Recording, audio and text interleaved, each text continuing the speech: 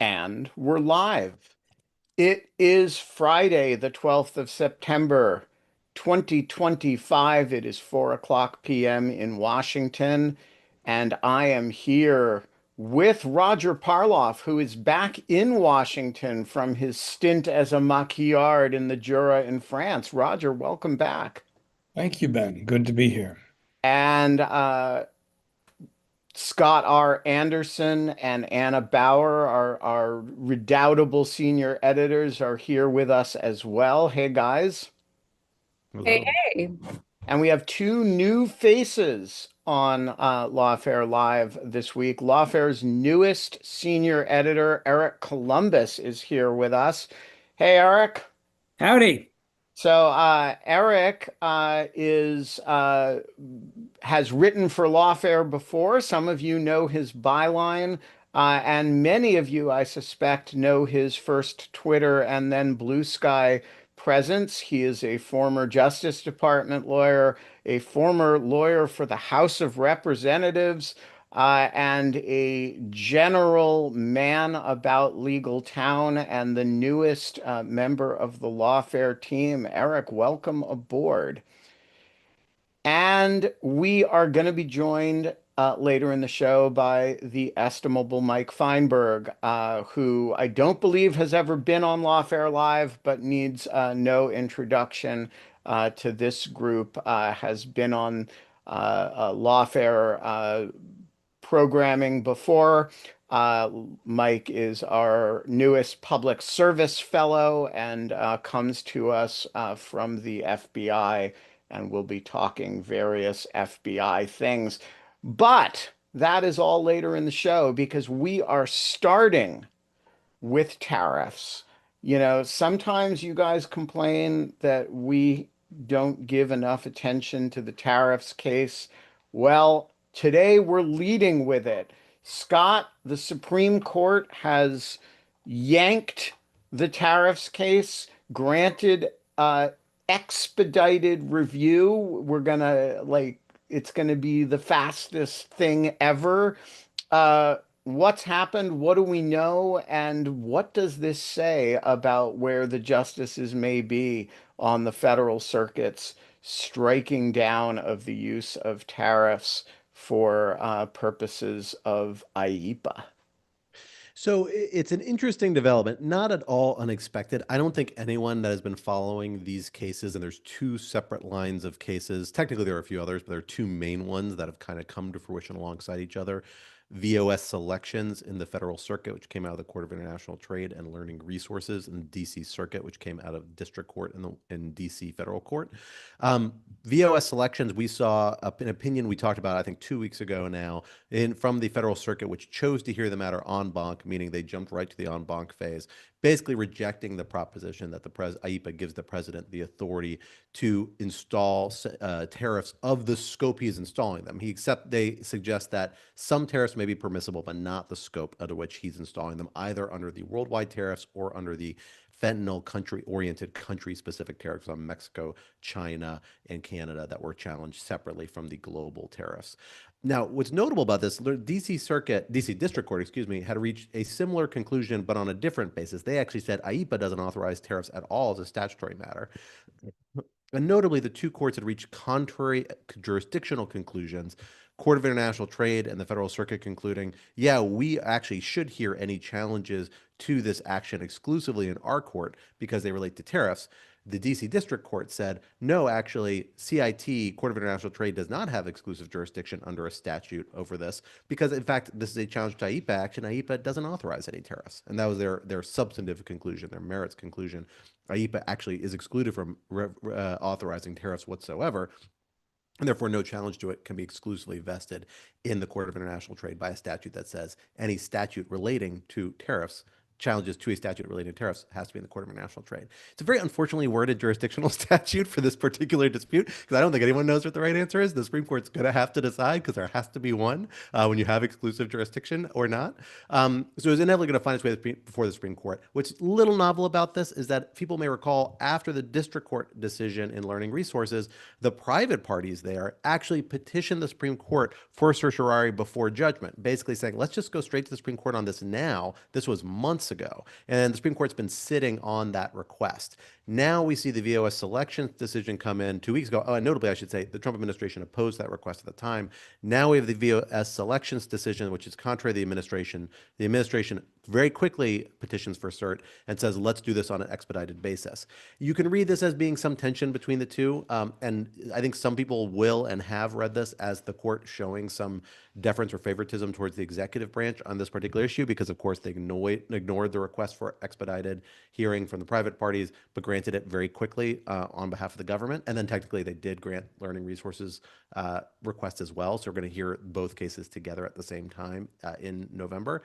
I think this is more a reflection of how the Supreme Court usually approaches these things. They're super, super, super reluctant to grant cert before judgment ever. And they are usually highly deferential to the executive branch in foreign relations and national security cases, which this arguably is at least a foreign relations case in particular, but also generally deferential to the government generally on whether to hear matters at all, whether to grant cert, and then the scheduling of those matters, how urgent they are, how they bear on policy matters. And the Trump administration was not shy about saying, look, this VOS selections decision is interfering with our policy, even though the actual, tariffs remain in place because the outcome of that decision was stayed by the court pending appeal. They But said it's too they're disruptive. right about that, right?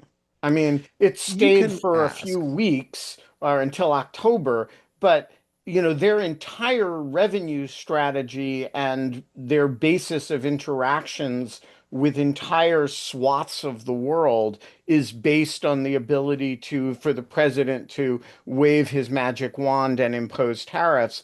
I mean, insofar as they have a foreign policy, it's to threaten tariffs against countries, right? So they're not wrong that I mean, if you build a foreign policy on this deranged basis, one thing you do get to argue to the courts is that this has foreign policy implications, right?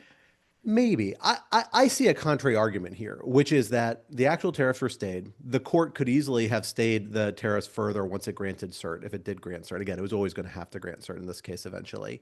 And then the real question is the expedited procedures. Well, yes, this is arguably disruptive, even though it's not actually disrupting the policy because there's the threat that it will be invalidated at the back end.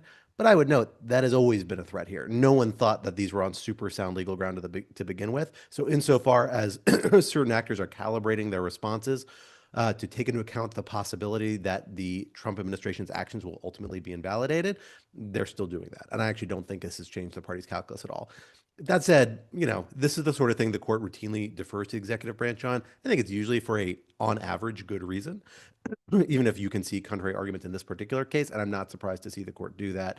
This all means we're going to get oral arguments early in November. We're going to have briefing on a fairly quick clip, although not super expedited before then, just because all these things have already been briefed before. And then I'm assuming we're going to get a decision before the end of the year, maybe even before the end of December, just in time for Christmas shopping season. So get ready for at least a little price resolution before you have to buy Christmas presents for your loved ones.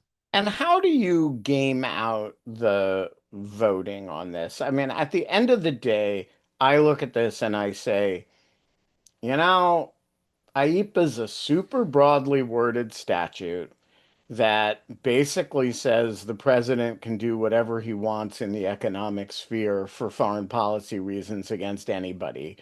And it doesn't say except for tariffs. And I don't see how, except in a very, you know, I don't see how a text-oriented court comes to the conclusion that the president does not have the authority to issue tariffs for irrational individual reasons that no reasonable person would see as having anything to do with national security. And I say that just with reference to the actual known philosophical and ideological premises of six of the justices. It's it's very hard for me not to count to five on this. Do you think I'm wrong? I am a little more dubious of that. I'm at least, not confident one way or the other, because this is all going to come down to the major questions doctrine and the scope of the major questions doctrine. Remember, this is this court's signature doctrine, something a lot of conservative justices have bought into. And the basic premise is that when you have a statutory delegation from Congress to the executive branch, and the executive branch uses it in a way that is not expressly or fairly clearly authorized by the statute, that has broad social ramifications and economic ramifications, then you have to subject that to particular scrutiny and be confident that Congress clearly intended to be able to do this. At least on the global sanctions, I think it is, or probably on the global No, tariffs. nowhere in our jurisprudence have we ever suggested that the major questions doctrine applies in national security matters, given the broad deference that this court owes to the president in fields of foreign affairs. It is that is going to be the contrary argument, and that is where we saw a portion of the Federal Circuit come down on this, a bipartisan portion. Again, this was not an ideologically split decision in the VS elections at the Federal Circuit. Said essentially, look, the minority said, the dissenters said, we think this is entitled to the level of deference you're going to get. But is this a conventional foreign affairs case? Trade is really different from conventional foreign affairs cases because the domestic ramifications are huge. And if you look at the sheer scale of impact about what's being done here compared to other cases the Supreme Court has said fall within the scope of the major questions doctrine, think about the student loan cases regarding, the COVID-related emergency authorities. The scale is astronomically larger than anything else that has already been found to fall under the scope of the major questions doctrine. So it really puts the major questions doctrine scope. That's the issue, is how far can we push this? Are we just going to say, oh, if anything touches outside the United States, major questions doctrine does or doesn't apply?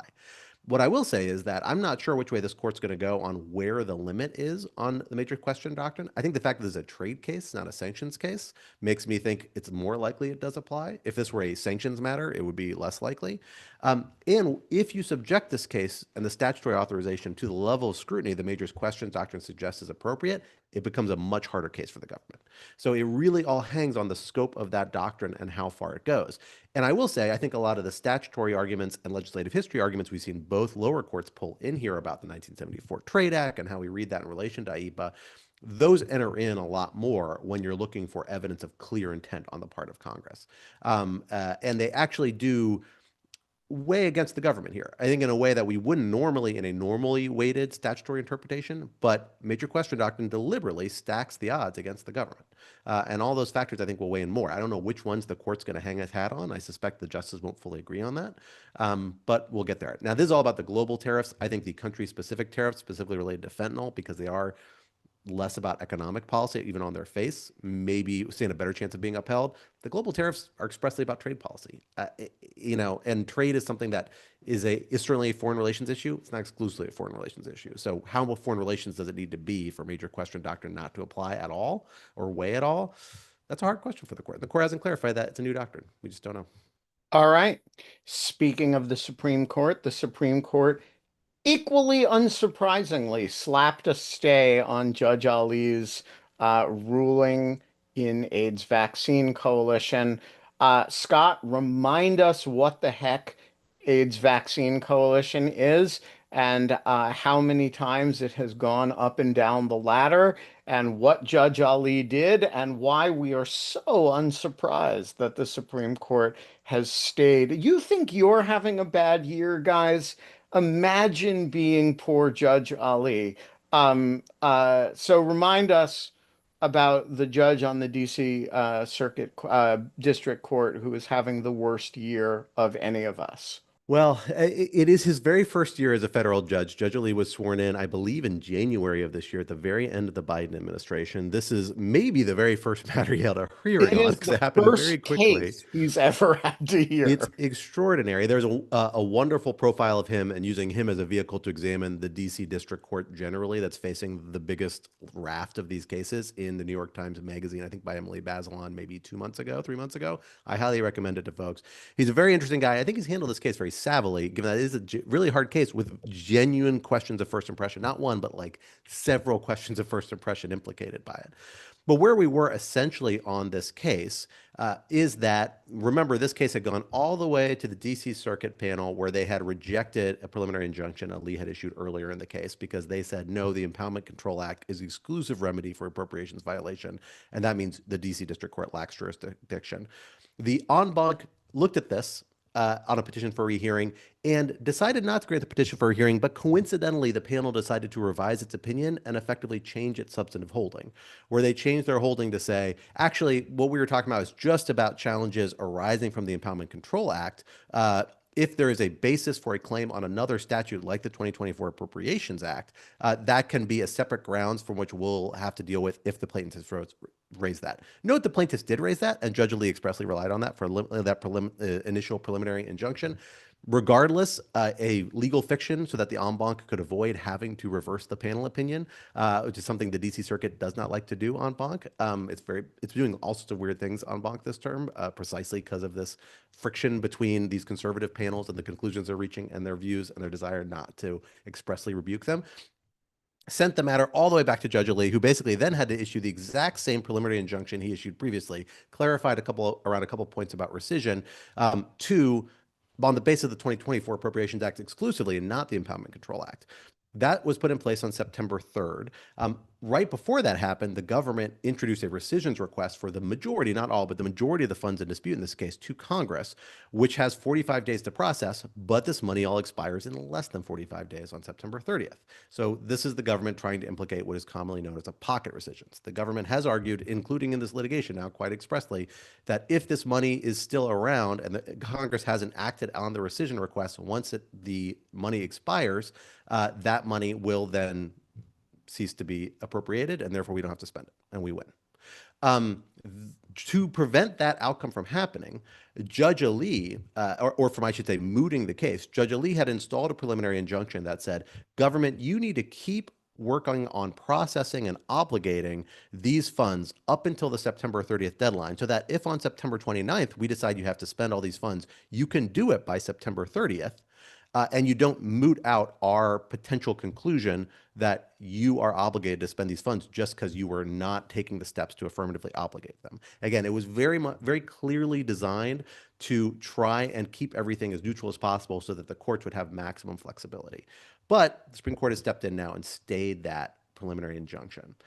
I think three things are possible here in this case, which we don't know which one it is and why the Supreme Court, what it was thinking when it chose to stay this preliminary injunction, which does make it raise the possibility that the government, even if it loses, could say, yeah, but we don't have time to obligate all these funds now because we haven't been doing it for the last week and no one's required us to since preliminary injunction is gone. One possibility is the government's tipping its hand, the Supreme Court, I should say, is tipping its hand that it's going to side with the Trump administration and it thinks the plaintiffs are going to lose in this case. That's possible. And so that they're not going to have to face that outcome. A second possibility, the Supreme Court just hasn't fully wrapped its head around what exactly this preliminary injunction was intended to do or why.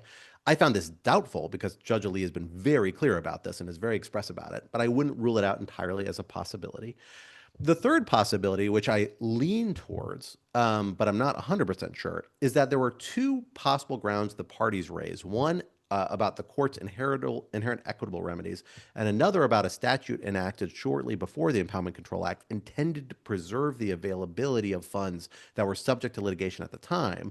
The parties have put forward, hey, both of these are grounds by which even if the courts don't resolve this matter by September 30th, the courts can obligate the government to keep that funding available until the resolution of this litigation. And therefore, we don't actually have to firmly resolve this by September 30th.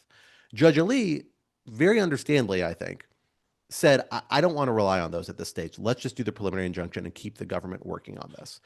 I suspect the reason they don't want to rely on them is because they raise clear separation of powers concerns, and they've never been vindicated by the Supreme Court, even though the D.C. Circuit has suggested that they're both valid, or at least the equitable remedy is valid. I don't recall whether they specifically weighed in on the statutory remedy.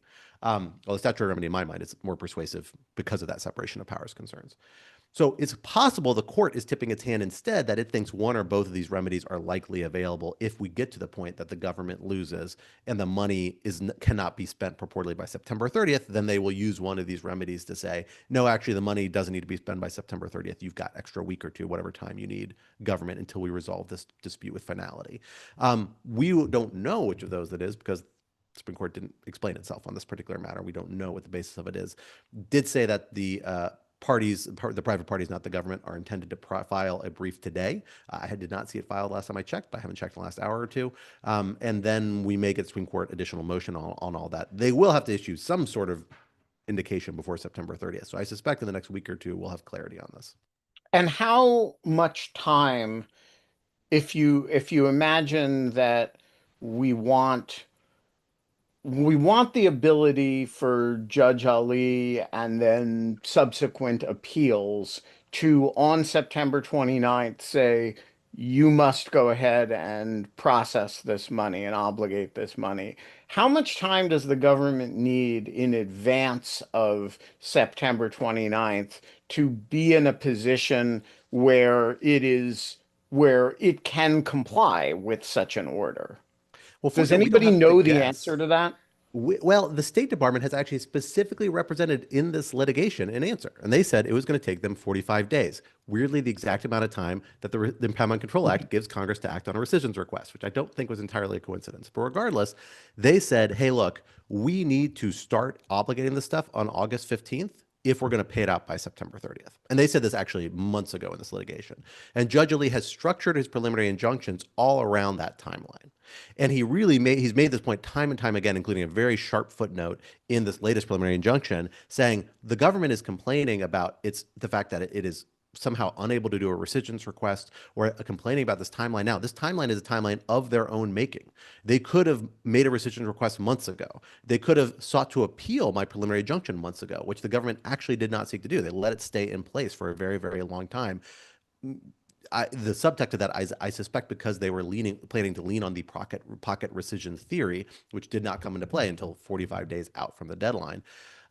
So this is a timeline of the government's own making. If we take it on their face, their representations, then the time that they have not for this week, since September 8th up till today, they have not had to be processing these, unless at least they haven't been compelled to do so by the preliminary injunction.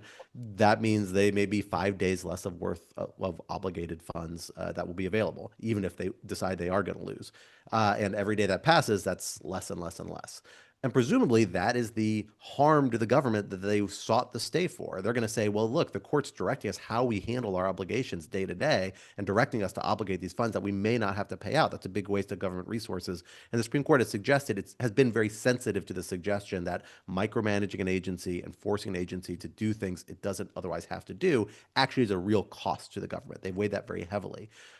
But in this case, it could also moot out the argument, even on the merits, and that would be a real problem. That's why I think the Supreme Court has to have, unless it's already decided, hey, this is a dead on arrival, the government's in the right on this. I think it has to be open to some of those equitable or statutory remedies, or else it is, rendering itself moot because its decision is someone that, even if it decides before September 30th, the government just genuinely may not be able to comply with by its own timeline. All right, we will keep an eye on this. Speaking of things that the audience often reminds us that we need to check in on, the Second Circuit Court of Appeals this week handed down its opinion in the $83 million E. Jean Carroll case, upholding the judgment in some contrast to the holding in the from the appellate division of the New York Supreme Court in Letitia James's suit against the Trump Organization.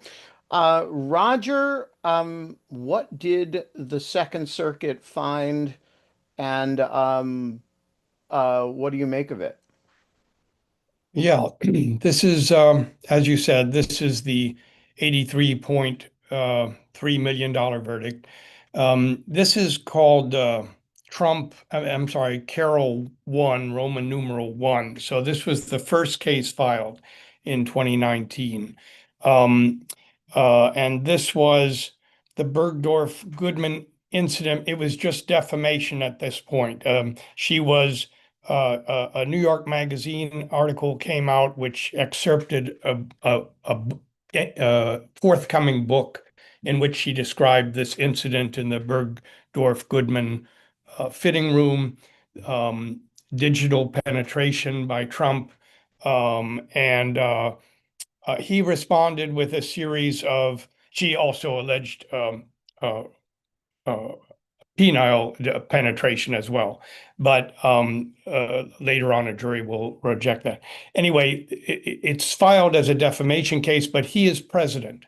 And he, a series of defamatory statements that has fabricated this in order to sell the book for political reasons, for other things. There's also the line about she's not my type, which was not one of the alleged defamations, but it figures in. That's uh, this case. Um, it's because of a slew, because he's president, there are a bunch of potential problems, and he raises an immunity question called Westfall Act. It goes off and it is bounced around in courts for a while, and then Carroll 2 is filed. That's when the New York State enacts a law after the Me Too movement that permits adult women who have been raped in the past or had other sexual abuse to bring a suit for a window of time. She brought a new suit. He makes new defamations. That's Carroll 2. Carroll, he's not president by then. It's a simpler case. That goes to trial first. That's the $5 million verdict. That's been upheld. That was upheld last December by the Second Circuit, and a rehearing was denied in June. Um, so this one then goes to trial, and it's the big one in terms of money. It's unanimously upheld per curiam. All the judges are Democratic appointees, so unanimity may not, mean what it might otherwise mean, given everything. I think the issues that we need to look at, some of the issues are state law issues. So I don't think the Supreme Court can get involved on those, and so I don't think we need to really spend much time on them. The ones that are conceivably federal issues, one is just the size of the punitive damages. It's very unusual. The compensatory were 18.3 million. The punitives were 65 million. So that's 3.6 to 1 ratio punitive. That's very high. The Supreme Court has implied that more than 4 to 1 is probably per se unconstitutional. Sometimes, in some cases, more than 1 to 1 will be unconstitutional if it's grossly excessive. The court here upholds it, says the record in this case supports the district court's determination, that's Lewis Kaplan below, that the degree of reprehensibility of Mr. Trump's conduct was remarkably high, perhaps unprecedented. He's talking not just about the attacks on her, the nature of them, but that they were continuous over 5 years. They accelerated over time, and that nothing could stop them. They went on during the trial and so on like that. So that is the first, conceivable issue that could go higher. And that would just be a straight Eighth Amendment excessive fines case. No, it's a due process. I think they've Right, placed. right, but excessive fines as incorporated through due process, right? Uh, uh, Maybe so. I've thought of it as a due process. That Okay. would be right. I'm not sure. Um, uh, the other is he did raise a presidential immunity issue. Yeah, Um, why isn't all this is conduct from when he was president? Yes, Nixon v. Fitzgerald says he should be immune. I don't understand why this isn't a, I mean, the opinion seems to imply that it was all waived. yeah. How could his people have waived that? Alina Habba was his lawyer at that stage. I Uh, see. that's but they chose to, yeah. The other thing is, And even and though for those in the audience who are wondering, Nixon v. Fitzgerald says the president is absolutely immune from civil liability for conduct within the outer perimeter of his presidential duties. And I would think that responding to allegations made in official fora against him is more plausibly within the official duties of the president than, you know, telling Justice Department officials to, to try to flip the Georgia election. But, yeah, what do I, I know? it's one of those. It's an open question. It was never decided in the Clinton case, Clinton versus Jones, and when the president denies as Right. president something he did beforehand that obviously has nothing to do with the presidency, is that an official act? And so that's open. And so but he never raised it until December 2023, which was 4 years into the case. Um, So the and question that the Supreme Court would face really is this a waivable yes, immunity? Or is it something that it kind of doesn't matter if you flub it because it attaches to you and gloms onto you and protects you even if you don't plead it? that's right. And there's an additional issue, which is law of the case, because this was actually decided. The question of whether he had waived presidential immunity was decided by the Second Circuit in 2023 when he raised it. It went immediately up and it was decided. And in fact, I mentioned there's Carroll 1 and Carroll 2 in Roman numerals. In Hindu Arabic numerals, which is where we put the Second Circuit cases, there's Carroll 1, 2, 3, 4, and now 5 and 6. So Carroll 3, and this is now Carroll 6, Carroll 3 was about this. And so, and he did not raise there some of the clever arguments he's now raising here. Now, he tries to argue that Trump versus United States changes everything. There was something in there that he can use. Nobody can see exactly what he's talking about there, but there is another case which existed at the time of Carroll 3, Heltoski, which was decided in 1979, I think, which has to do with legislative immunity. And it is very, very hard to waive legislative immunity. There has to be, the speech or debate clause immunity has to be explicit and unequivocal renunciation. So that's another. Also, so those are the ones in this decision. Also, this same case, there's a separate opinion that came down in August on the Westfall Act too, because he sort of re-raised that, and they rejected that in a separate opinion. That's another, conceivable federal issue here, if a higher court wants to reach out and take this. Right. So, how do you game the cert likelihood of this? It seems to me Trump has, I don't mean to be cynical about any of our justices, but there are two or three at a minimum who will grant him cert on request, depending on whether you count Gorsuch among them or not. Um, I don't know that I quite know how to get to four on this.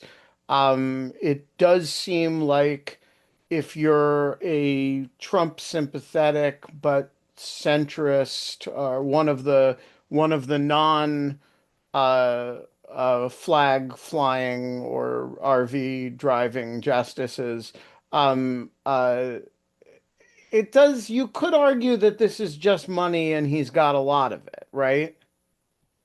Um, yeah, I think that Trump will. He has already sought en banc review on the Westfall question, even though it was unanimous. Um, uh, so I think, uh, E. Jean Carroll is not young, and he will delay as long as he can. And so I think he will go through all of these motions. As far as getting the Supreme Court, it does seem even to me, it seems like a long shot. And punitive damages, I'm not an expert, but they haven't. I don't think they want to revisit punitive damages. And I think Justice Thomas was actually one of the few that did not think there was any due process limit on punitive damages. So I don't know. I think it's going to look. It would look so bad to reach out and rescue him from this one. I think that's probably right, although God knows looking so bad has never stopped them before. All right, Eugene Carroll wins one this week. Eric, let's stick with the Supreme Court and talk about Vasquez Perdomo, which is the Los Angeles case that had stood for the rather innocuous position that that ICE in conducting raids in Los Angeles can't do obvious discrimination like stopping people because they speak Spanish or because they look like they may be, I don't know what an illegal migrant looks like, but I mean, it seemed like the injunction was pretty baseline. You can't do obviously illegal stuff that the government claims it's not doing anyway. And yet the Supreme Court stays it. So what do we know about what the Supreme Court did here and why? So, just to back that up a little bit, the district court had entered an injunction that had barred ICE from stopping people where ICE relied on only four factors, either solely or in combination. The apparent race or ethnicity of the person they stopped, whether the person speaking Spanish or speaking English with an accent, the person's presence at a particular location, like a day laborer pickup site or a car wash, and the type of work the person does.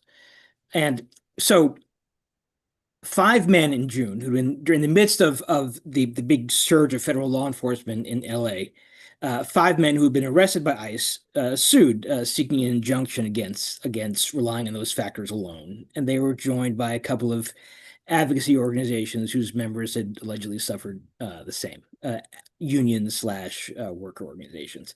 The district court granted a TRO, and the Ninth Circuit panel denied the government's motion for a stay pending appeal. And all four lower court judges were Democratic appointees. And as we have so often seen, the Supreme Court granted the stay, gave the back of the hand to the lower courts without any opinion of the court. Justice Kavanaugh filed a concurring opinion, and Justice Sotomayor, joined by Kagan and Jackson, dissented. So there are basically three issues in the case. First, do the plaintiffs have standing? Second, does it violate the Fourth Amendment to stop people in reliance on those four factors without more? And third, if so, is the scope of the injunction appropriate to prevent future violations? And we can take those in order. The seminal Supreme Court case actually also comes out of Los Angeles. In 1983 case called, the year 1983, called Lyons. A guy named Adolph Lyons alleged that the cops pulled him over at 2 a.m. and for no reason at all at some point, put him in a chokehold. He sued for damages and also for an injunction to say, look, LA cops, please don't do chokeholds to me or to anyone except to prevent death or serious injury.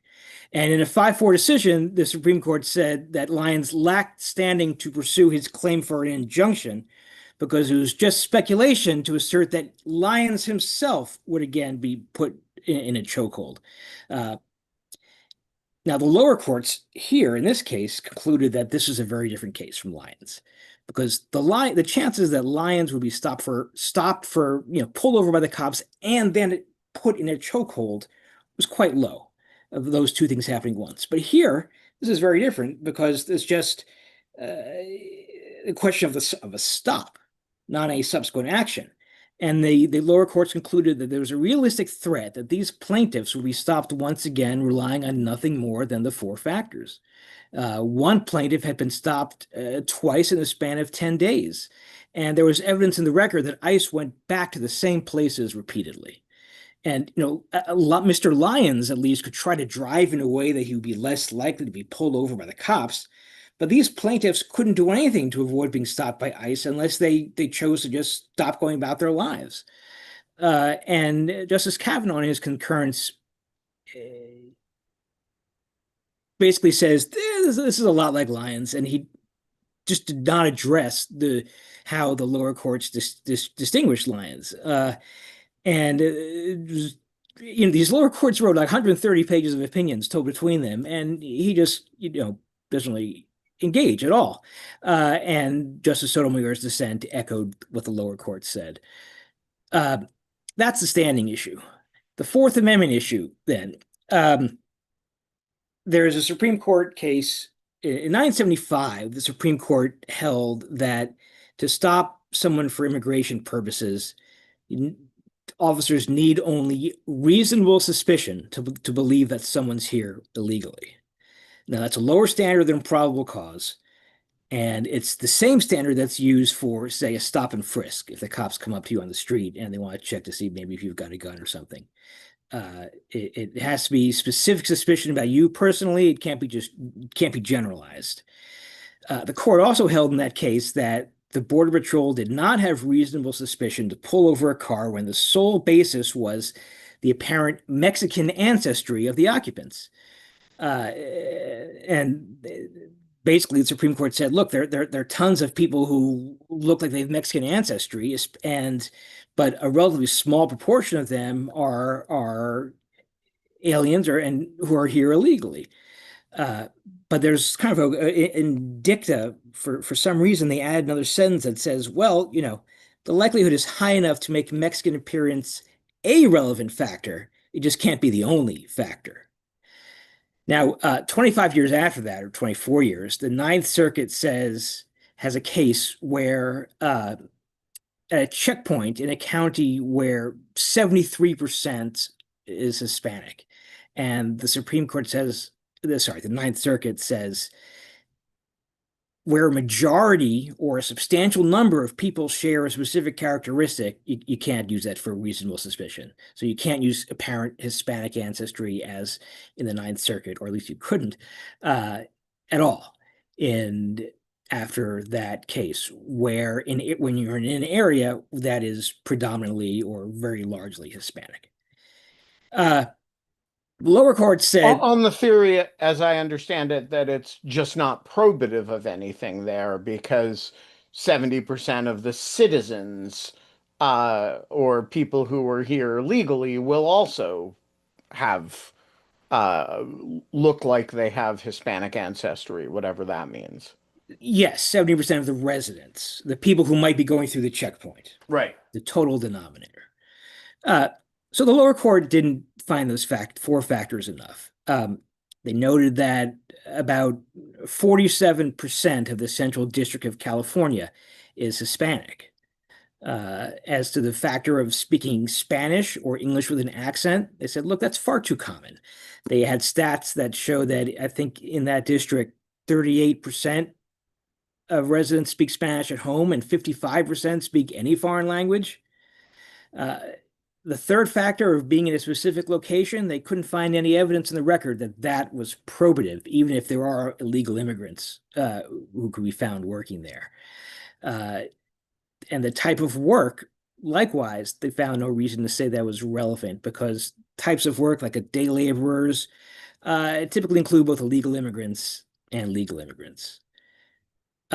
and Justice Kavanaugh was equally dismissive of these arguments, and by dismissive, I don't mean that he thought they were stupid, but he literally had just one sentence where he basically repeated what the government's case is and did not engage at all with the lower courts and said, look, there's a high number and percentage of illegal immigrants in LA.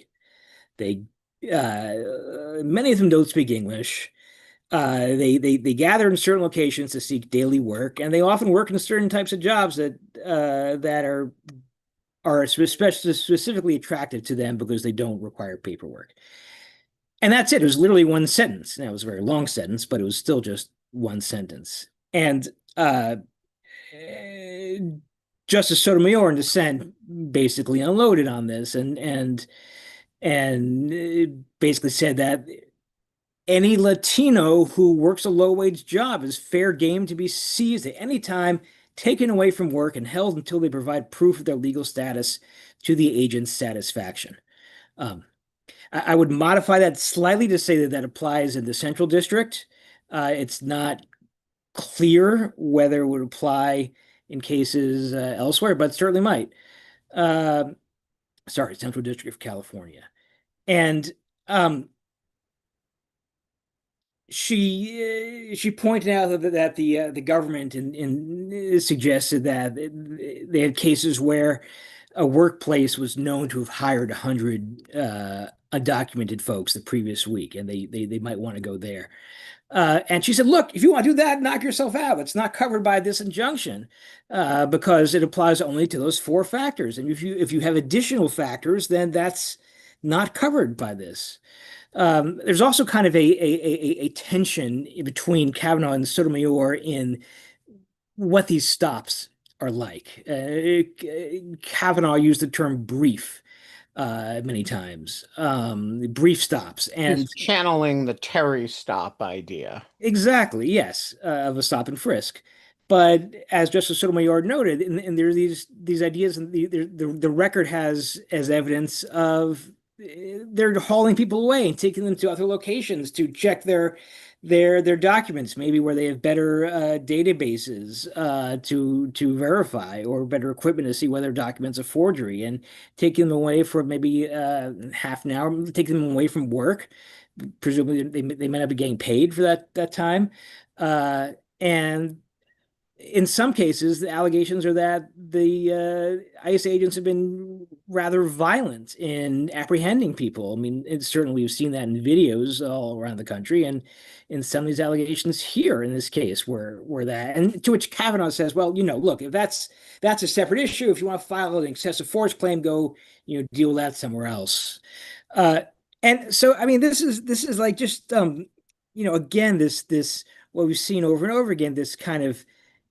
Sorry, before I get to that, the last point, just which Kavanaugh did not get to, was the scope of the relief. The government says you can't have a district-wide injunction. It's just like the nationwide injunctions that we've seen that this court has recently frowned upon. And Kavanaugh did not address that. Sotomayor said it's very different. It's just the district-wide. This case is brought in this district, and there's absolutely no way to have an injunction that applies only to the plaintiffs because, as the district court put it, it would be a fantasy to expect that law enforcement could and would inquire whether a given individual was among the named plaintiffs before stopping them. All right. Let us turn to the other big case, immigration case that happened this week, which was the Guatemalan children case. And this started in front of Judge Sparkle Suknanan, but it transferred this week to Judge Tim Kelly. There was big hearing on Wednesday. You were there, or you were there virtually. What happened? Yeah, so this is the LGML case, which we are now calling the Guatemalan children's case. This is the case that arose over Labor Day weekend when the government, in the middle of the night and with only, an hour or two's notice, began to make an effort to remove minor unaccompanied children to Guatemala. That was Judge Sugnanon who put a stop to it, who was the emergency duty judge.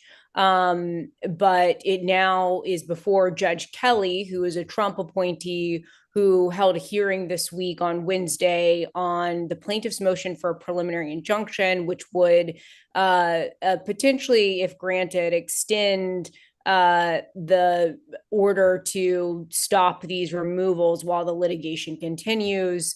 There's also, as a part of this, the question of whether a class should be certified. At first, the plaintiffs were seeking, just to certify a class that included unaccompanied minor children who are of Guatemalan origin, who are in the custody of the Office of Refugee Resettlement, which is the department of HHS that is in charge of the custody and care of these children.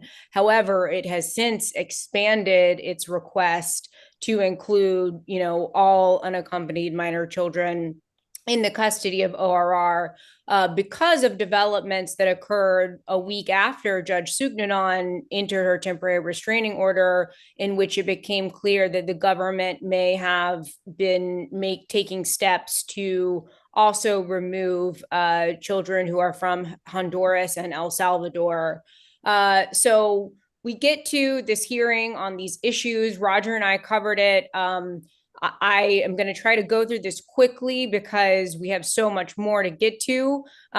We have a piece that Roger and I wrote that's up on the site covering the hearing. I also wrote a piece that really details all the background of this case. But during the hearing, Judge Kelly, I think, made it clear that he was making an effort to take the government's argument seriously. The government's argument is essentially, even though there is this whole corpus of law that protects these children by stating that they have to be put in removal proceedings, despite that, the government is saying there's a separate authority under the statute that gives the Office of Refugee Resettlement duties and responsibilities with respect to the care of these children.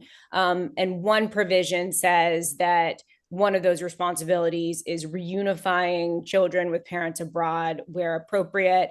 The government is reading that provision as a kind of independent authority to repatriate children to their countries of origin where they have parents, regardless of, whatever the other statutory protections might say related to immigration. Judge Kelly was taking this argument, I think, seriously and thoughtfully. But as the hearing proceeded, it seemed to me that it was very clear that he was not buying that argument.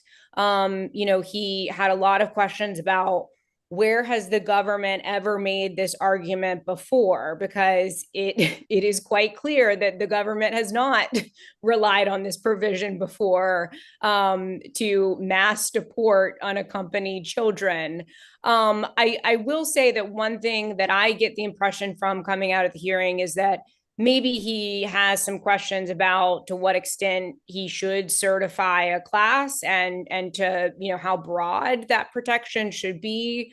But one other thing I will mention that was interesting coming out of this hearing before I wrap up is previously we had Drew Ensign, who is a well-known figure for our listeners in these immigration cases. He's the guy who was before Judge Boasberg and JGG, who allegedly made misrepresentations to Boasberg about flights that were leaving in the AEA case. In those circumstances, before Judge Sugnanon, he made the representation that all of these children were kids whose parents had requested that they return to Guatemala. Well, before Judge Kelly, he asks Sarah Welch, who was representing the government this time around. She's a DOJ official who's a former Jones Day corporate lawyer. And so he asked about this, representation that was made because it never appeared again in the government's briefs. And when he did, she said, I can't represent anything to that effect. And he said, well, should I treat it as withdrawn then? And she said, yes, you can treat that as withdrawn. I can't affirmatively represent that is correct. So it became clear that was not an accurate representation that DOJ made before Judge Suknanon, and then they have now walked that back. Roger, you were there as well. Do you have anything to add to all of that, and what was your impression? No, I think that that does it. That does it well. Justice. All right, Roger, we have a decision in the matter of Yohure Hurtado in the BIA case, which expands the mandatory detention of aliens challenging their removability. I confess I was unaware of a case before the Bureau of Immigration Appeals looking to expand mandatory detention. What on earth is this case? And should I have had my eyes on it all the time? Well, this is, and I'm going to do this broad brush. This is an important case to immigration lawyers. And I actually there have been cases pending on this same issue. This is a big shift in longstanding practice. And, the Trump administration has been pushing several enormous shifts, and this is one of them. This would, some, I'll say illegal aliens, because that's what the government now says, are subject to mandatory detention. If you catch them, they can't get a bail hearing. Others get a bail hearing. And this just says, no, long-standing practice was wrong. Almost everybody that enters without inspection is subject to a mandatory detention. It's and so this would mean people that have been here 15 years, who have never committed a crime, who have children and grandchildren who are US citizens, and they get arrested and they're not eligible for bail while they protest. So this is a big issue. I'm going to sort of leave that one there because it's very gnarly, and I'm not an immigration lawyer. And I hope that there is a practice advisory that actually came out yesterday by the American Immigration Council about, this case. They say that there are 29 district courts across the country that have rejected this theory, including 2 since that ruling, which was just a week ago. So this will be hotly discussed, and there's a hotly debated, and there's a class action out of the Central District of California. So we'll hear more about it. All right, so we had another decision. This one denying a stay at the DC Circuit of Judge Jelani Cobb's preliminary injunction in an effort to expand. The theme here is expansion, right? Expand mandatory detention. And here the government is trying to expand expedited removal procedures. So what's going on here? Yes, and again, I'm going to do this broad brush. I won't do it justice, but actually there are 2 cases in front of Gia Cobb. One is called Make the Road, and on late August, and in both of them involve expansions of the use of what's called expedited removal. So there are 2 ways to remove people, and typically one is called Section 240. That's sort of the normal one that you've heard of with an immigration judge, an appeal to the BIA, an appeal to the Court of Appeals. This one, there's almost no judicial involvement, expedited removal, and it was originally used. It was authorized in 1996, and it was originally used, like you capture somebody 25 yards over the border. Do you give them all the rights that, or can you just take them back to the border, basically? And but the statute that authorizes expedited removal might take a few days, it might take hours. It could be done in hours. The normal process is weeks and months. But the statute that authorizes it is potentially broader. It wasn't applied broader, but it was potentially broader. And now this Trump administration, no, we're going to do it as broad as conceivable, as the statute says. So that would mean anyone who cannot prove they haven't been here over 2 years and anywhere in the country. You could be, and the fact that you can't prove you've been here more than 2 years doesn't mean you haven't been here for 15, and you aren't going to get the procedures it's so quick, you may not be able to prove that you have been here 2 years, even if you have. So these are important. She has tried to stop two expansions, and both are being appealed to the DC Circuit. And the government is saying, first of all, that she got it wrong, but they're also using some jurisdiction stripping provisions that you can't use injunctive relief for this kind of thing at all. So I think they're important cases. I just wanted to have the readers be aware of them, the listeners. The other case is called Coalition for Humane Immigrant Rights versus Nome. So we'll hear more about those. All right. And yes, I did misname Judge Cobb, who is Gia Cobb, not Jelani Cobb, who is a New Yorker writer.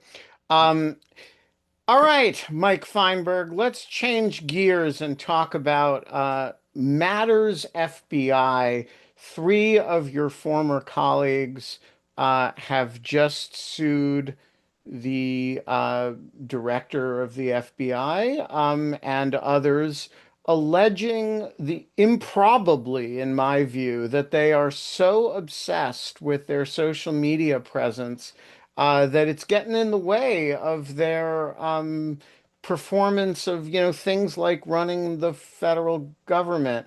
One of these miscreants is a former acting director of the Bureau. We've talked about him on the show before, Mr. Driscoll. What do you make of this lawsuit? And more importantly, what should I make of this lawsuit?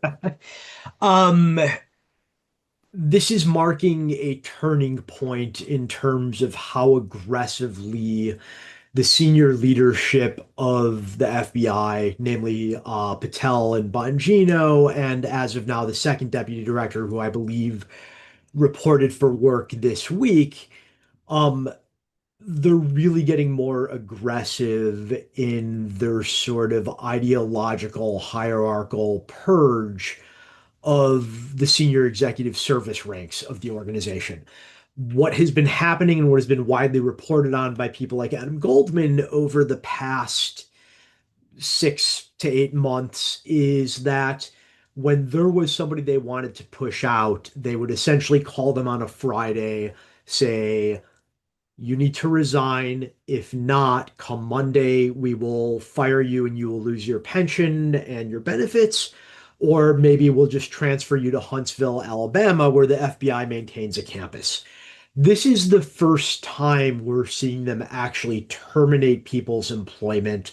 And it's the first time that we are seeing them do so, not for reasons of what the individuals investigated in the past, although there is some of that here.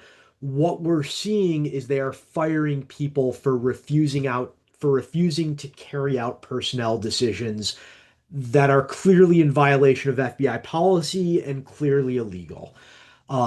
There were a number of line employees under Driscoll and Jensen, respectively, the assistant director of the Critical Incident Response Group and the assistant director in charge of the Washington Field Office, who were believed by Patel or the White House to have been involved in investigations against Donald Trump.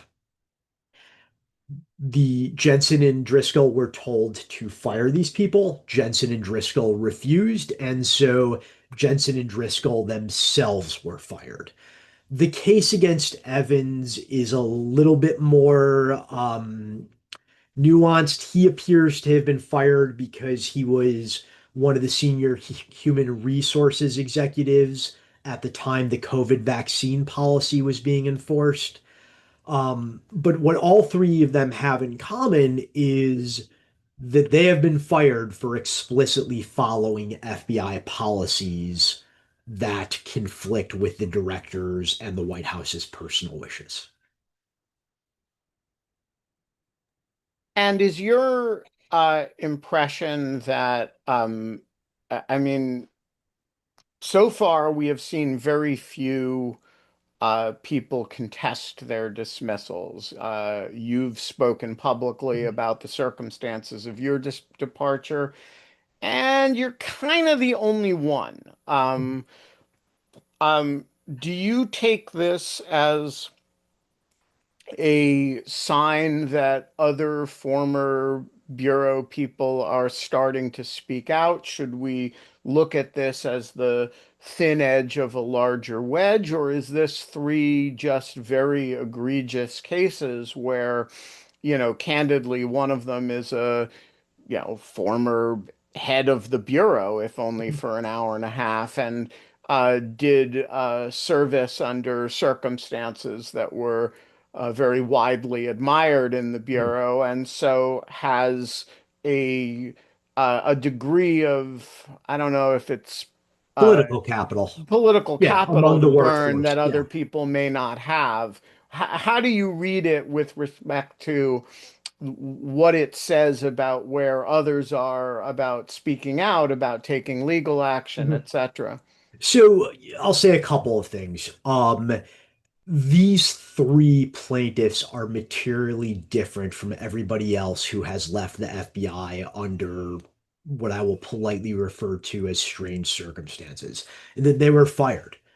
Everybody else has resigned. They have resigned under threat, and I'm personally aware of at least a few who have engaged counsel and do plan on going forward with a lawsuit under a constructive firing theory. But in general, if you voluntarily resign, regardless of the circumstances, I was not an employment lawyer, but the little I explored when I was in my own sort of dire straits was that a Right. resign If you want to sue, make them fire you. exactly. If you resign, you take a lot of your legal options off the table. I do not think this is going to be the thin edge of the wedge. The people who are getting basically everybody who is going to push back against Patel and Bongino is pretty much gone at this point. And the people that are being promoted by design are individuals who are not yet eligible to retire and receive their pension. So you're not going to see pushback from those people. I have very personal experience in that matter. Um, I think frankly, Driscoll and Jensen, one of whom I worked under, one of whom I know personally, um, are people of unusually high integrity and courage when it comes to stuff like this. And I fear their actions are not going to be the norm. All right. Um, Speaking of things that are not the norm, Mhm. we have a Bolton search warrant affidavit that was unsealed, and it is almost all completely Redacted. uninteresting because it is either stuff that we knew or redacted, except for one rather fascinating section heading. Um, and uh, and that section heading may tell us a lot. So, tell us a little bit about that section heading and what you think it might portend. I assume you were referring to the section heading that makes explicit John Bolton's AOL account was hacked by a foreign power. Yes, and there's an entire section That is under just that section blacked heading out. that is Correct. all Yeah. redacted. But this strikes me as a highly probative section heading, yeah? Yeah, so it raised a lot of questions for me. But I'll confess this may not be the appropriate venue for them because they are entirely questions of counterintelligence and cyber investigative techniques rather than pure legal Hey questions. man, we're Have in at it. All right. it's in litigation, it's in a Fair court. We're enough. allowed to talk about it. The boundaries are porous here. Go for it. Yeah, so this is weird. Let's broadly break down foreign powers into two categories: friendly and unfriendly. And obviously there's ones who are sometimes one and sometimes the other, but generally you got good guys and you got bad guys. Um, let's say that this is coming from good guys, which is not as insane an assumption as it sounds, because the government is giving credence and willing to cite it in a court document.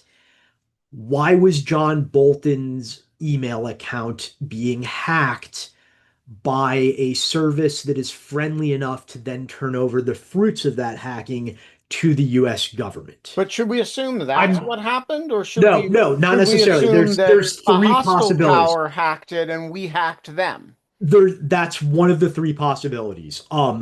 The second possibility is a hostile power discovered this and saw that it was in its interests for some reason to turn this over to the US government. And that's not actually as insane as it sounds. Some people in the audience or among the panelists may be familiar with the concept in national security or counterintelligence of a walk-in. And a walk-in is basically when a US citizen walks into a foreign embassy and offers to spy for that foreign country. What most people don't realize is the most common result of that is that the foreign country notifies the United States, even when it's an enemy of ours. There's a whole bunch of complicated reasons for that, but that's generally what happens. And it's entirely possible that this information was discovered by a foreign power, and there were reasons that they deemed advantageous to themselves to turn it over to the US government. That is unlikely, but entirely possible.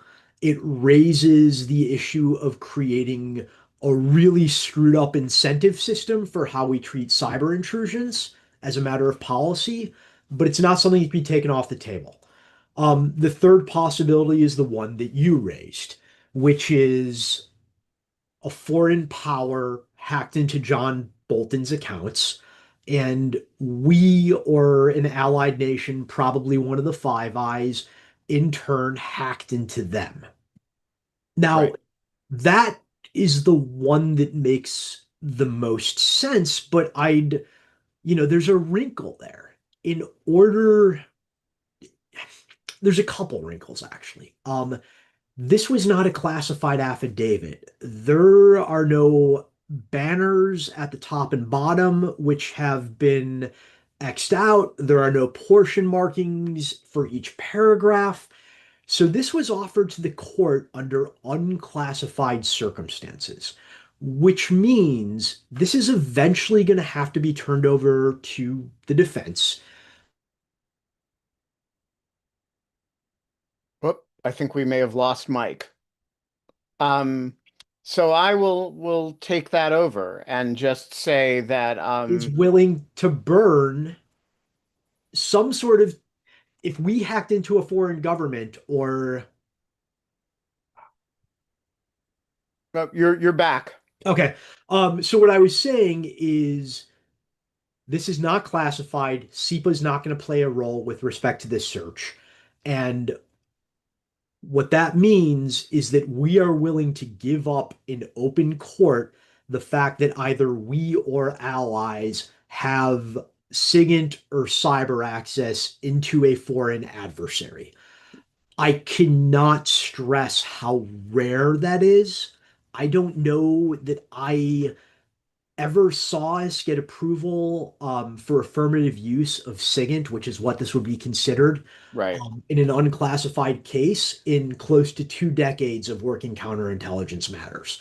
The few times we proposed it to the agency that owns most of those techniques, there wasn't even a discussion. There was some laughter at our expense, but this is not something that's usually done.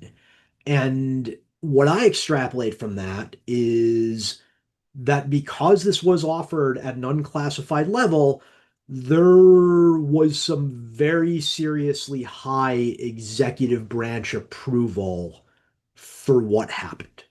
Events Which may prove me wrong. I could be not thinking of something, but the inclusion of that headline in an unclassified document was really weird. All right. So, um, let me bounce one other thing off you before we move on, which we have to do.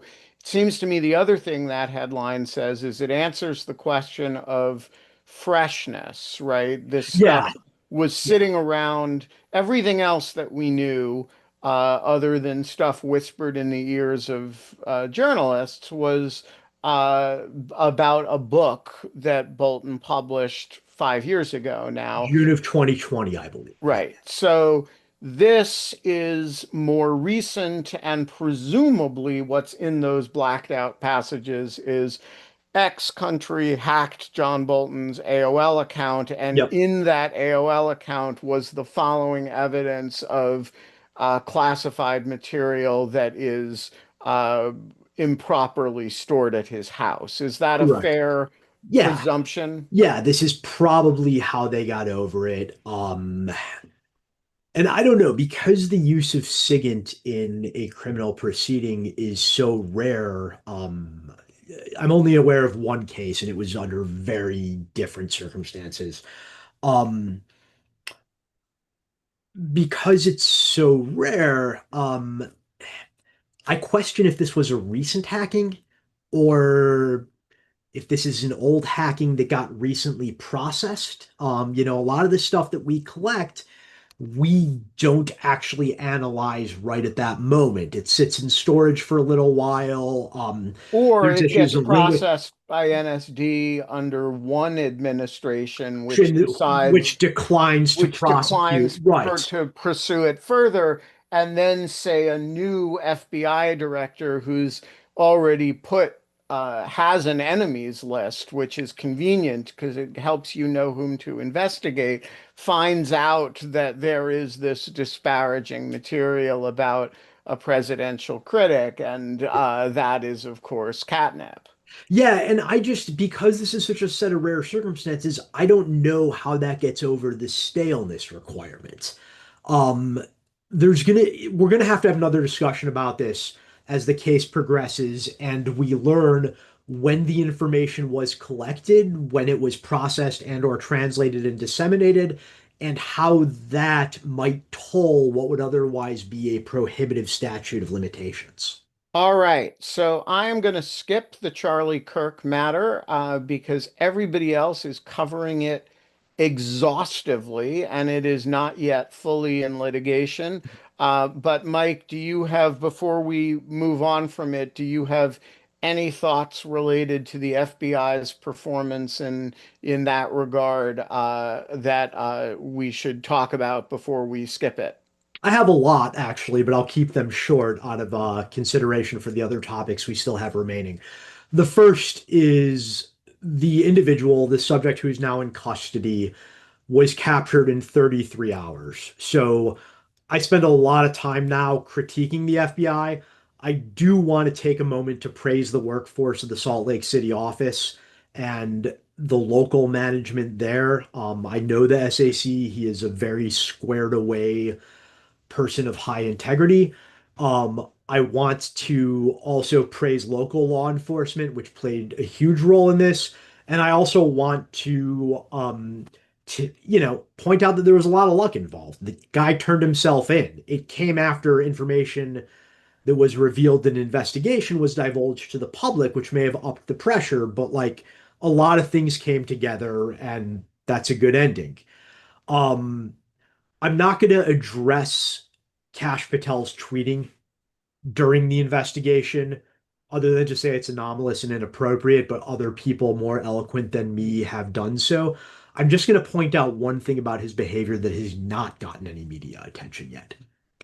Anybody who has worked in law enforcement, whether as an investigator or in a prosecutorial capacity, knows in their bones from day one, if you have a personal relationship with a victim, that is not an excuse for you to lean into the investigation and take charge. On the contrary, it is something that should mandate your recusal. For Kash Patel to regularly talk about the personal relationship he had with Charlie Kirk. And we've lost Mike again, but let's just say, I'll finish his sentence for him, is bad. Is horrible. Yes, that is a yet one more huge violation of norms. All right. We're going to leave it there. Everybody else is saturating on Charlie Kirk. We're going to do it minimally here. Um, Instead, we're going to focus on Rebecca Slaughter of the FTC. Roger, um, uh, explain to us why we should focus on why we should talk about Slaughter instead of Charlie Kirk. Well, we should only talk about her very, very briefly because that's all that the Supreme Court did. Chief Justice Roberts granted an administrative stay, and I think even the Supreme Court would agree that that has no weight. It's just until September 15th, which I think is Monday, to get a response. But she's a commissioner. This case involves two fired commissioners from the FTC, and of course, this implicates the Humphreys executor line of cases we've been looking at, Wilcox and Harris and Boyle, and of course, this in some senses is the big one because Humphreys executor itself involved the FTC. So we'll be looking to what happened there. Lauren Alican did rule for Slaughter on this. In fairness, she ruled back on July 17th. She gave short shrift to the Supreme Court's stay order in Wilcox and Harris, but the court had not yet issued Boyle, which is where it really got angry about people ignoring its stay orders and started insisting that stay orders were controlling. So anyway, that's where that one stands. All right. We have a clamoring in the chat to talk about Lisa Cook, and it is the next thing on our list. Eric, um, Roger says that Slaughter is the big one, but when I think about the Humphreys executor big one, I mean, there's big one in the FTC sense of overruling Humphreys, but then there's the big one in the Lisa Cook sense of does overruling Humphreys imply that that applies even to the Fed? So it seems like Lisa Cook is really the big one, right? In a sense, yes. In part because she is a doesn't stand alone, but is one of what maybe 14 governors on the board of governors of the Federal Reserve, and could be a stalking horse for whether Trump could fire Jerome Powell, or just beyond that, was Powell only has what, like a year or at most left on his term, whether Trump could hold the threat of firing, and whether any president could hold the threat of firing of any successor to Powell or to any governor on the board of Federal Reserve. So Trump purported to fire Lisa Cook on August 25th, ostensibly because she had allegedly claimed two different properties as her primary residence on mortgage applications, which when you do that, it typically helps you get a lower mortgage rate because you're less likely to default on your primary residence. We don't know anything about the circumstances. We don't know if she actually did something wrong. We don't know if the facts are true. We don't know whether if she did do this, whether it was just oversight by her accountant.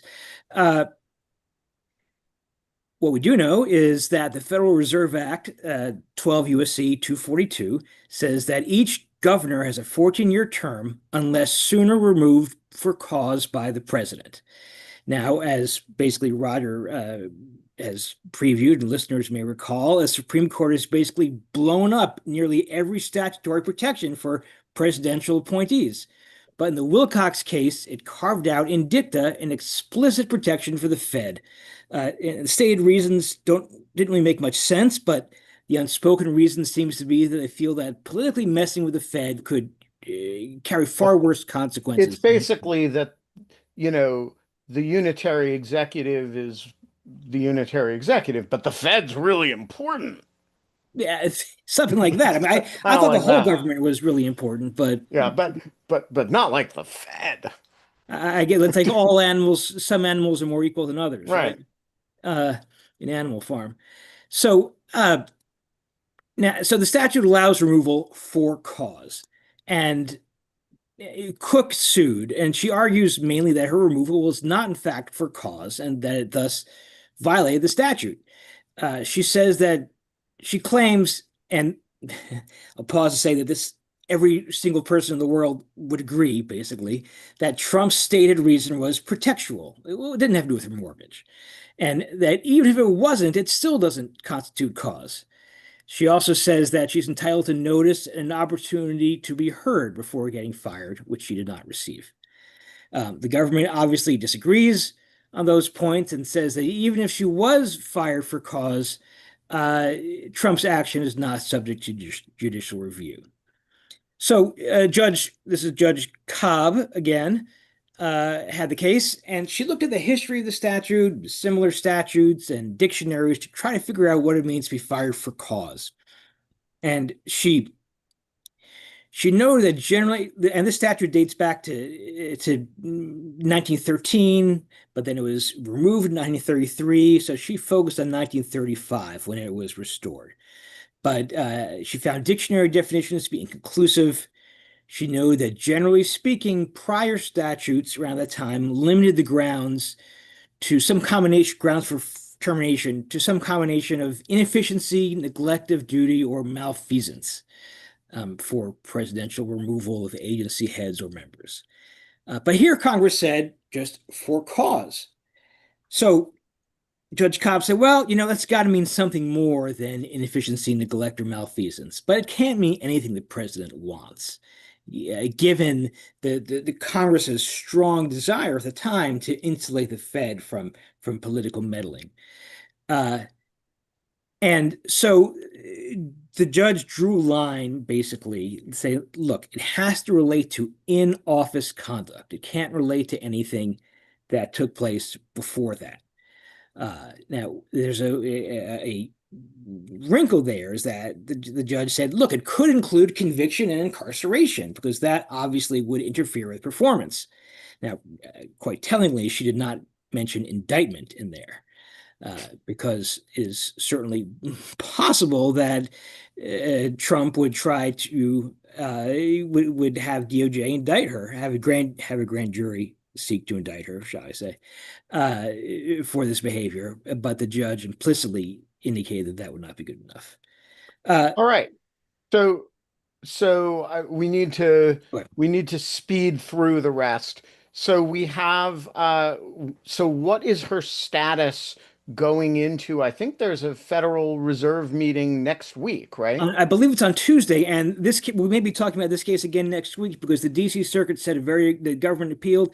D.C. Circuit set a very aggressive briefing schedule. The last brief due Sunday. This could be at the Supreme Court Sunday night or Monday morning, and so we might get a resolution very soon. All right. Meanwhile, speaking of the D.C. Circuit, they also issued an opinion in the matter of the Register of Copyrights. I assume that is a similar Humphreys executor type of question. Well, there's some wrinkles there. Basically, one wrinkle is that there's a question about whether she is in the legislative branch or in the executive branch. But she works, the Register of Copyrights works for the Librarian of Congress. Uh, But and is a presidential appointee.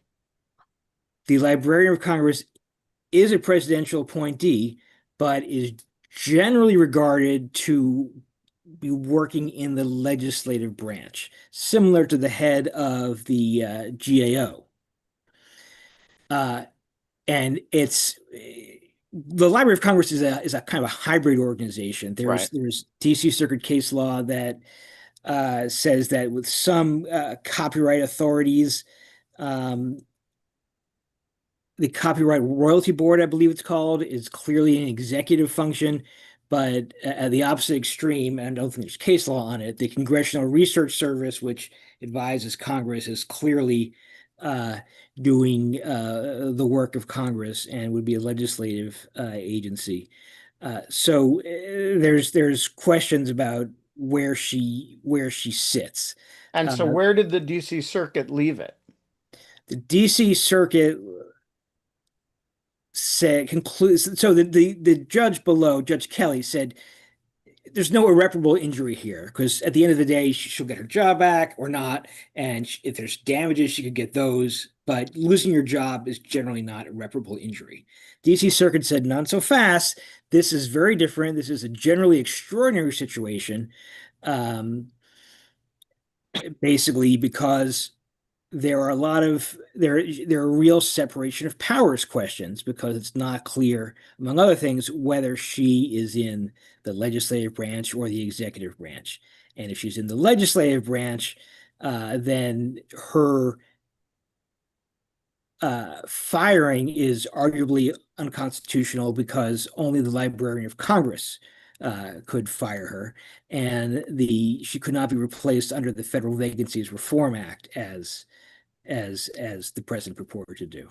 And the facts are a little strange. Apparently, she's like still on the job because of the chaos of everything, and the president's kind of apparently not caring much about what happened here. All right. Finally, Roger, um, we have a argument at the Fourth Circuit in one of the Doge cases, one of Anna's favorite Doge cases, AFSCME v. Social Security Administration. Remind us about the underlying uh, Fourth Circuit panel opinion and what happened at oral argument. Yeah, this is Doge uh, penetrating Social Security Administration, getting access to. I guess I got all the digital penetration cases today. Uh, this is 300 million, 400, just hundreds of millions of the most sensitive personal information in the entire nation. These poorly trained, poorly vetted Doge children. And the Judge Hollander in April 17th said that basically you're hitting a fly with a sledgehammer. Why can't the information be anonymized? In essence, this was a fishing expedition. She issued a preliminary injunction. The analogous the tort that this might resemble is my now favorite tort, intrusion upon seclusion. And then on April 30th, the Court of Appeals for the Fourth Circuit denied a stay, but agreed to hear this en banc. On June 6th, the Supreme Court stayed, explaining nothing specific. 6-3. Probably 6-3. Certainly 3 dissents. And so then it came back and the Fourth Circuit had already decided that they would hear it en banc. So this was that en banc hearing on the preliminary injunction, but the problem is And so, but more than half, I would say, or at least half of the argument, which went on for about 80 minutes, was not about the substance of the case, but about what do we do after the Supreme Court has already stayed. You know, and they said that it's going to stay in effect no matter what the Fourth Circuit does. And so some were wondering, well, maybe we just issue, and so there were 15 judges, and of course, you can listen to it on YouTube. They don't label the judges, so, and I don't recognize the voices of the Fourth Circuit judges. The Politico did do an article where they identified many of them, but basically they were saying things like, how do we do anything other than reach the same conclusion? Why don't, I mean, we don't know how or why, but we know what the answer is. Plaintiffs lose. Um, and if and they were referring in particular to the Supreme Court's opinion in ruling in Boyle, which is the one where they got angry and said they said they were themselves, their ruling was controlled by what their stay order in Wilcox, meaning these things do have impact. And so there were other judges who felt, well, they have an independent obligation to go forward. Um, one was saying, we have a 150-page opinion by a district judge after 2 months of work, and then we have a cryptic, you know, several paragraph opinion with no reasoning. Which do we defer to? And another judge said, well, you know, you defer to the court above you. So I don't know if they seemed perplexed about what to do. I think they felt almost like, they didn't say this, but like a clerk, you know, who's told by the judge, I want to come out this way, go write the opinion. And they didn't perceive that to be their job. So I don't know what they're going to do. Some brought up unrelated things.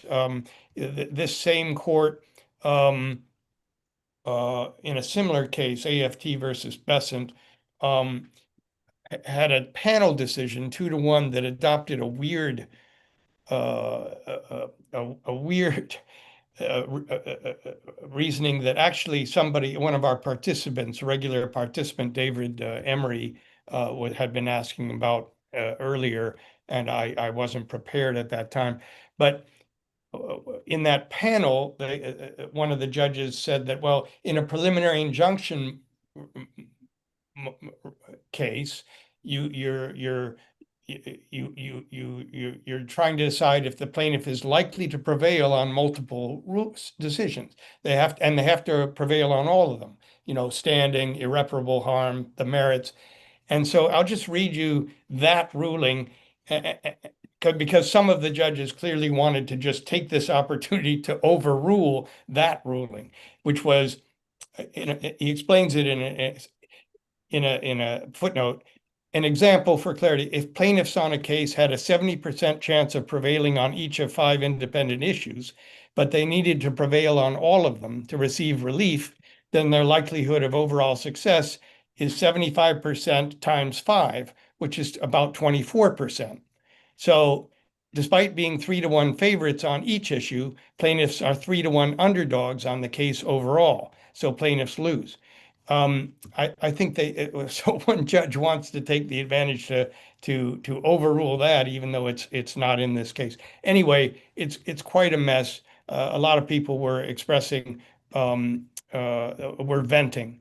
And one judge, Judge Wynn, according to Politico, he was also pointing out that you need to write so that the judges don't have amnesia later when a different president is there. He's saying, if you're going to apply these things equally, there needs to be an opinion, because otherwise it's too easy to just rule for Trump and then rule against the Democrat when he takes over. So anyway, that's an interesting argument. All right, quickly, I want to get through a couple of audience questions. I'm going to limit us to audience questions that are directly on matters that we've talked about today.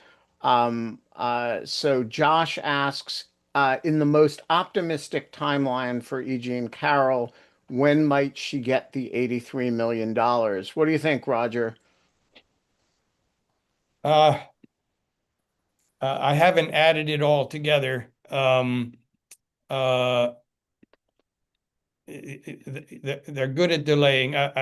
It seems like at least another year.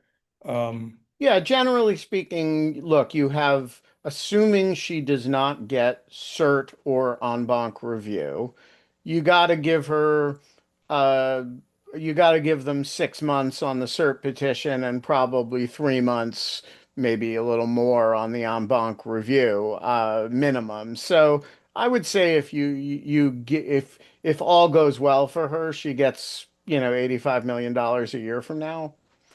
Um, Linda asks, has there been any news of legal repercussions for the murder of 11 people in that boat off the coast of Venezuela? Answer, no. I love it when we do yes or no questions. Matt asks, for Eric, is there not a conflict between Justice Kavanaugh's assertion that the plaintiffs lack standing because they are no more likely to be stopped by ICE than the general public, and his conclusion that ICE may focus its enforcement efforts on people who share the plaintiff's specific characteristics, ethnicity, language, and occupation? That's an interesting question. I would rephrase that a little bit. Kavanaugh didn't say that they're not more likely to be stopped than the general public. It's just that there wasn't a sufficient likelihood that they would be stopped at all. So then the question becomes, is this decision itself almost like change the facts such that it would kind of focus ICE's actions to the point where there would be a reasonable probability of them being stopped again. And Justice Kavanaugh would say no, there still is just a vast pool of people, and ICE is not likely to be stopping the same people again, even though the record indicates that in one case they did. Yeah, and even though if you're the sort of person who, say, goes to a particular Home Depot parking lot looking for work, and that's a place that ICE hits over and over again. It's not simply a matter of luck who gets stopped. All Yeah. right, folks, we are going to leave it there. We only ran 11 minutes over today. Roger, Eric, thank you for joining us today. Thanks also to Mike Feinberg, Scott Anderson, and Anna Bauer, who all had to drop off earlier. And thanks to you all for joining us. We will see you next week.